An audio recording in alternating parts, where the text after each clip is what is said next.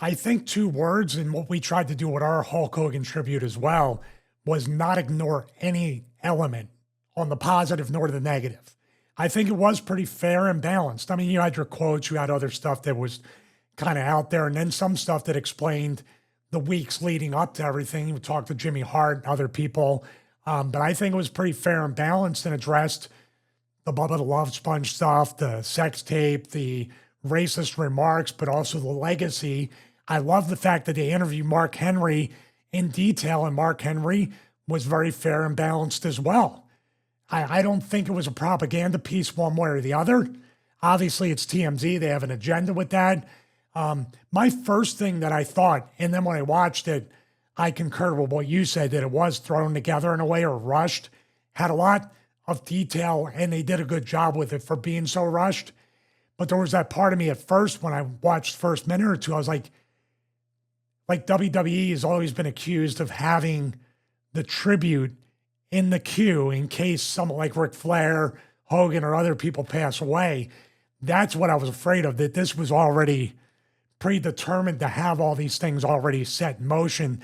But I could tell as they were interviewing people, no, this was truly a reaction after the actual passing away. What were your thoughts? There was an interesting bit, I don't know, in maybe the first half, where they were interviewing a lot of WWE, current WWE stars, and they were all saying nice things about Hogan. And it was obviously like backstage at a Raw or a SmackDown, where they just had like this like colourful cube where they just put people in, say a few words, and then get out kind of thing. The one like thing the that I had to mention, type thing. Yeah, like a quick get in, say your thing, leave. And then the first thing that Charlotte Flair said, because I think she was quoted a couple of times, that Hulk Hogan was the first wrestler to transcend the wrestling business. What? You've never heard of Andre the Giant, never heard of Gorgeous George. Now, if you're going to say internationally, she might have a point with Hulk Hogan there.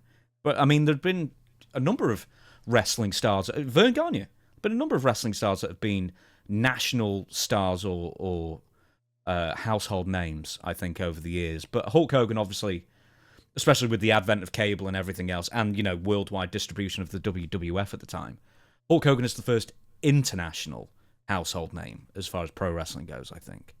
Yeah, I think Gorgeous George would be the one that would be coined to be either the first ever sports entertainer in wrestling history and the first one to bring wrestling to primetime TV. He was he? One of, so wrestling... Well, he's featured. He didn't bring it. He was just the one, the face of it after He was the biggest star. I mean, people... Was it like Bob Dylan or someone said he met Gorgeous George once and said... Oh, wow. And he even wrote in his autobiography or gave in an interview, he said, Bob Dylan said, once Gorgeous George just came up to me, we were doing a radio interview, and he said something nice to me, he said, keep doing what you're doing, kid. And he said, that was all the encouragement I needed for years.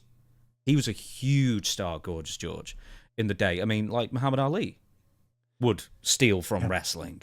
Elton John would steal from wrestling, More stuff to come out of this documentary, but the biggest one is Vince McMahon. First interview since he was ousted, or first, official public appearance, really, since he was ousted from WWE a second time after the Janelle Grant non-disclosure agreement accusations and lawsuits came out. What do you think of Vince's head? Well, which part? I mean... his hair and his bloated corpse face? The first thing that I noticed was, because there was a time when I had the home gym that I wanted to put a stenciled thing up on the wall with a very motivational quote, and I was going to get it from Amazon.com. The exact lettering was behind him for 14th and I. That was an Amazon.com special, the stenciled letters. Did you notice that? I get the feeling it was very rushed, and they needed something. Oh, that's on Prime. That'll come next day. Yeah. Because I'm surprised that Vince has even got an office for 14th and I, which it at this did point... not look like an office. It looked like he went to one of those Regis, like rent the office space thing, put it up, and it's done. By the way, Vince, those letters don't come off. So you got to pay you're never getting your deposit back. Every time they cut in close to him, I was just like, eyelids got done, Botox, fillers. My wife knows more showing it. She was like, and then the weird, like, this is very superficial to compare to everything, very whatever. But I was like, Vince McMahon was gray in his late 50s. Now he's got the skunk gray with the black and why did he go into his barbers and say, I've seen a badger's arse on TV. Can you make my hair look just like it, please? Yeah, of course. Not a problem, Mr. McMahon. I'll just dye 90% of it. And then you can have that sort of like Sputnik Monroe thing at the front. Did he look at it and he goes, oh my God, what did you do to my hair? And he goes, sometimes you have to eat crap, pal, and slapped him on the back. Sent him on his way.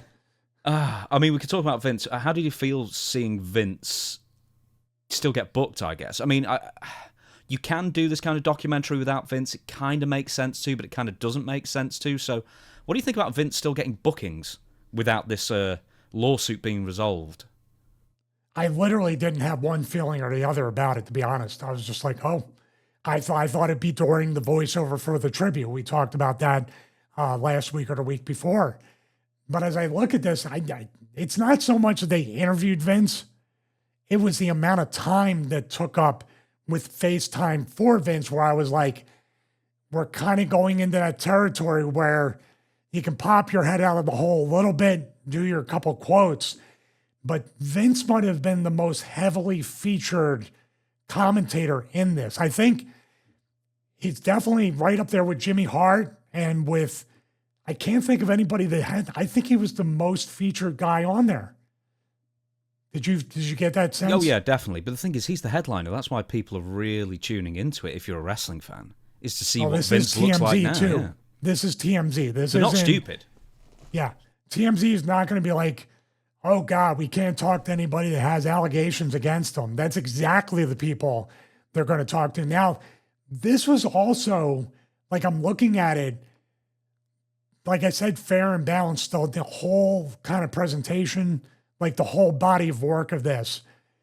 It was very measured for a TMZ presentation, don't you think? Mm-hmm.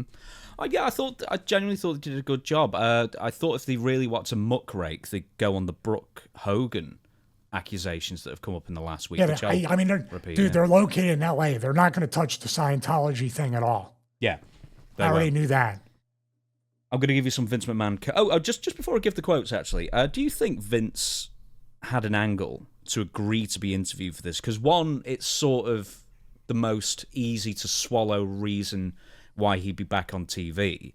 But two, do you think he's testing the waters for a reaction and see how the public, receive him, basically?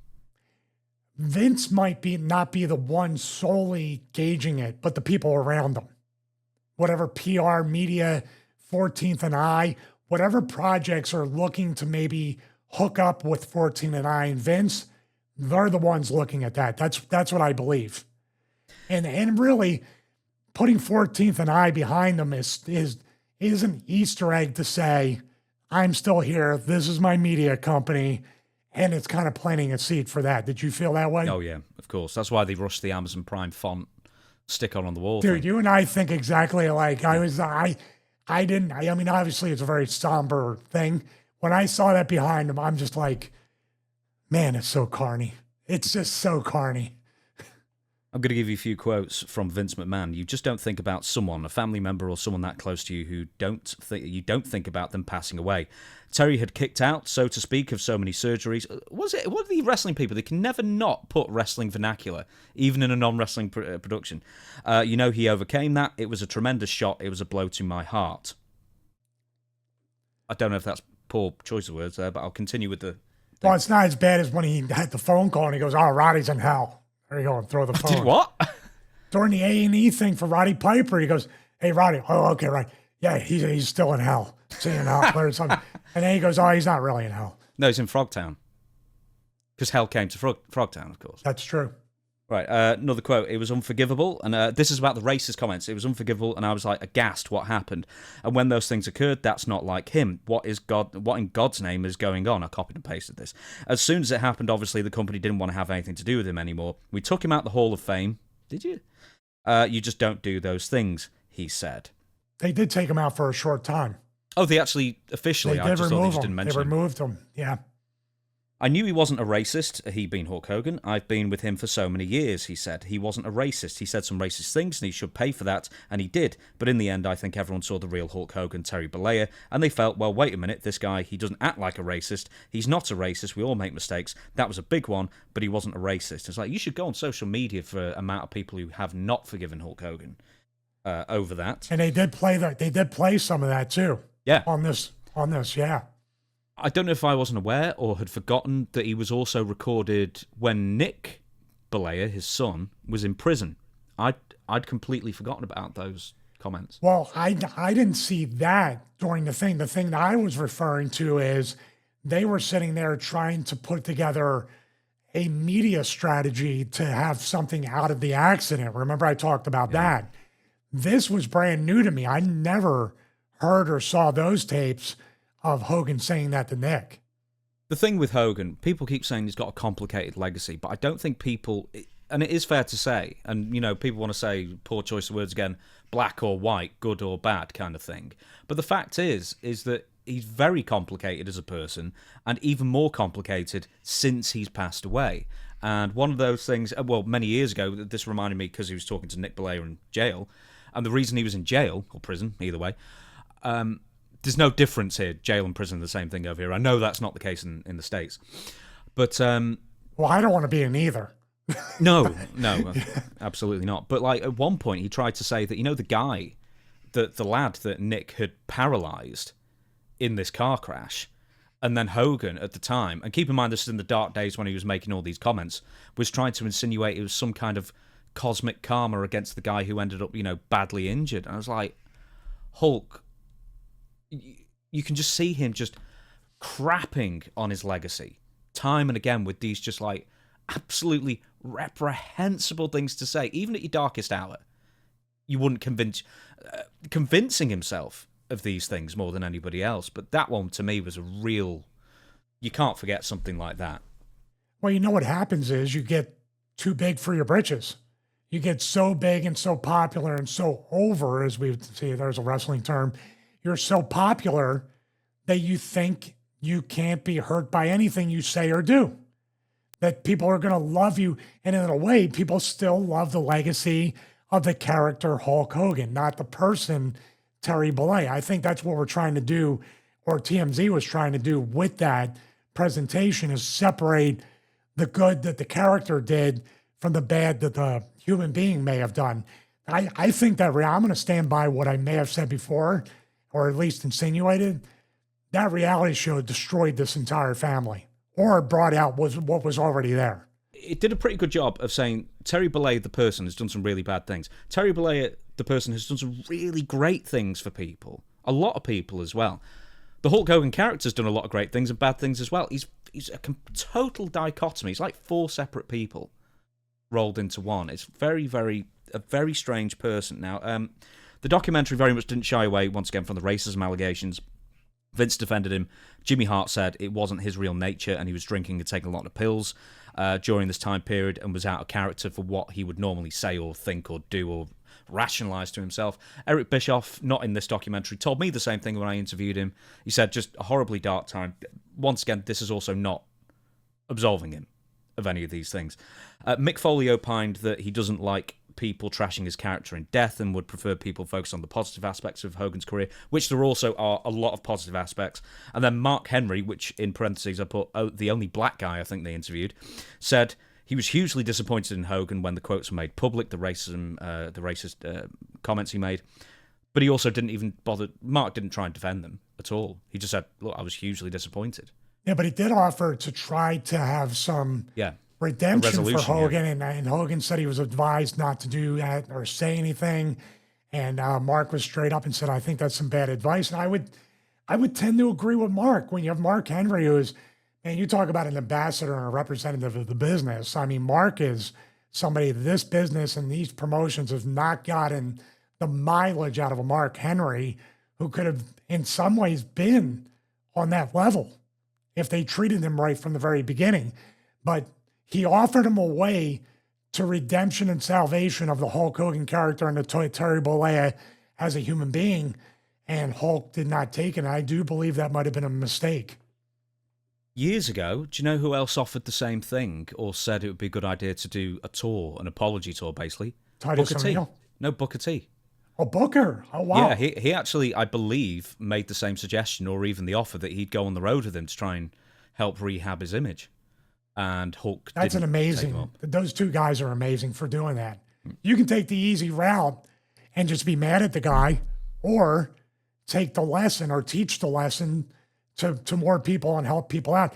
Hogan could have been a bigger role model after doing something like that and doing that. I thought Titus O'Neil, I would have assumed maybe in private, Titus also offered something, because he's definitely an ambassador to every community, black, white, or anywhere else. He's somebody, him and Mark are just incredible outside the ring, the way they'd serve their communities.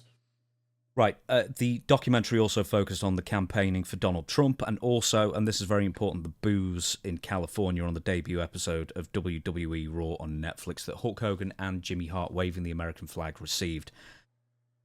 Have you read what I put here? Because I'd rather you say it and tell me if you agree with me or not. What do you mean, the origin of the boos? Why they were booing him? Were they booing him for the Donald Trump stuff? Were they booing him for the racist stuff? Was it somewhere in between? Was it a lot of both? Is that kind of what you're inferring? Yeah, but I think it's more complicated because, the racist stuff came out and he was getting, and, he returns to WWE eventually in 2021 or something. I don't know when he came. It was a good few years, or 2019, who knows. And he was getting mixed reactions. Then, he aligns with Donald Trump very, very publicly, campaigning, on the campaign trail for him after he was assassinated by a would-be assassin that nobody knows anything about still after a year. I'm not a conspiracy theorist, Stevie, as you know, but that one's interesting. We want to know more about who that guy was. Anyway, I said on Dutch's show that's out today as we record this Wednesday, it's not one thing why he was booed. It's like a collection of years and years of the racism thing, politics, just being full of crap on interviews for year on end, just being a complete carny and with reckless abandon pretty much. And there's one more thing, but also, like, if you take The Undertaker, he's a big Republican booster. He had Trump on his podcast. He gets cheered everywhere he goes. Everyone knows his political affiliations, or think they do. And he doesn't get booed. There've been other, things of a, controversial nature hovering around wrestlers, and, they sort of overcome it. But with Hulk Hogan, I think it was all those things combined over a course of years and just the constant lies and stuff in interviews. But also, he was the fourth major star on that episode of Raw, after Triple H, The Rock, and John Cena, to be in complete corporate kiss-ass mode of thanking Netflix, isn't this great, ho, ho, ho, look, think of all the dividend shareholders, basically rah-rah speeches. And then Hulk Hogan was the fourth person to go out there with the Netflix t-shirt, and then with the Real American Beer t-shirt, hawking a product or hawking a vision to fans who just wanted to see wrestling. And I think that was it was the confluence, and they're in California, of course. It was just a confluence of all those things, and just Hulk Hogan just burnt through the last of his credibility. Yeah, I think we definitely, over the years, we've done the many lives of Hulk Hogan, or his multi-part series, actually, on that, and we did react to that Netflix debut, and we were trying to figure it out then. What you put here makes perfect sense. We're basically talking about Hulk Hogan, Rip Rogers never missed the opportunity to shut the F up. Hogan never did that, and I believe people developed Hulk Hogan fatigue over that, and that particular night was Netflix. They were just tired of it. We want to see wrestling. So they might have been booing to the fact that you're not giving us enough wrestling. Just put some matches on or whatever. And it could be just seeing through the carny act of just trying to always stay relevant. Like a combination of all that, right? Mm-hmm. I think so. Yeah, it's tough to cheer that. All those things combined, and I think people just basically saw through it. One more thing, once again, if this was a hit piece, we're sort of including this, the Brooke Hogan allegations. She went on Bubba the Love Sponge's, I don't know if it's a radio show or internet radio show or YouTube Which show, makes it even stranger, that this craziness, to go on there and confide and open up to this guy that, I don't know who's responsible for what with that whole tape and everything, but that's a weird friendship right there. Tell me about it. If you want to call it that. Some alliance of, I don't know what it is. Right. Brooke's contract with Sobe Entertainment. This is a music company label that Hulk Hogan and Brooke, or Hulk Hogan was basically Brooke's manager. I'll do the quick version of it. Was supposedly very controlling, very overbearing on, and oversaw a lot of her, or all of her career in the music business. And, it didn't really get off the way they were hoping for. Anyway, on this Bubba the Love Sponge thing that he did with Brooke Hogan recently, he revealed that the reason why Sobe Entertainment dropped her without notice really in 2011 was because they hadn't dropped her, is that Hulk and Bubba had conspired together to write a letter from Sobe Entertainment, pretending it was from Sobe, cancelling her contract, and then it was also hinted that Hogan then called up Sobe Entertainment and then said that Brooke had quit to get her away from that thing. I was like, more than the comments he made, more than anything else, that is utterly reprehensible if it's true. That is amazing in the worst way possible. So basically, he did a wrestling politic move on his own daughter. Yeah. Well, but look at the source. Here's the weird part. I have no answers to this. Consider the source. This is Bubba the Love Sponge saying that he did that. Now, could it be true? I don't know. Maybe. Who knows? But now Brooke going on this show, I just don't know. Now we're going to get into a lot of ugly looks as we figure out where does the will go? Where does his wife come into play? Scientology, the daughter. Nick is somewhere in the middle of that. It's just Linda.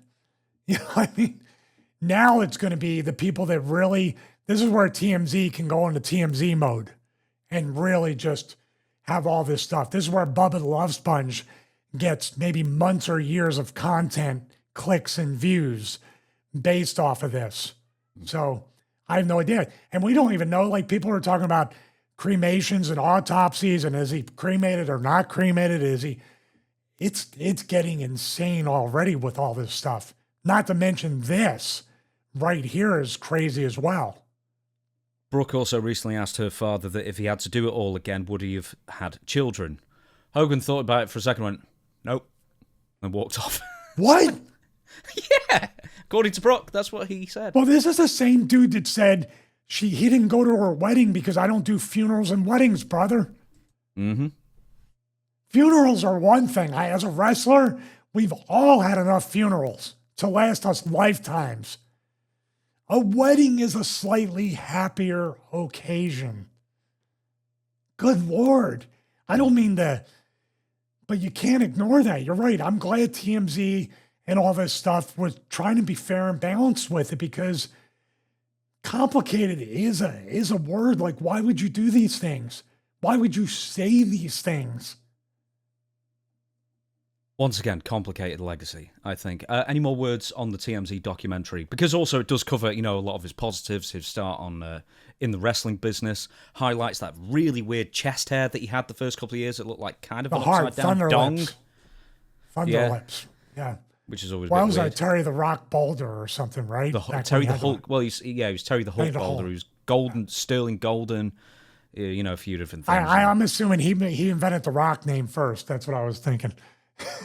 You wouldn't put it past him to say that, but no, yeah. Once again, it brushed over a lot of things. It highlighted, the Trump alliance, and it highlighted the racism allegations. Also highlighted his importance to the business as well. So fairly balanced for what it was for a 40-minute presentation or whatever it was. And it didn't feel rushed. There was a lot to go through, but it felt like it moved at a pace that you could digest. Now, here's my question. Will WWE just kind of say, okay, we did the tribute, it's over with? Or will WWE make a documentary about Hogan, make DVD and Blu-rays, sell merchandise, honor Hogan with a statue of WrestleMania? Tough spot to be in.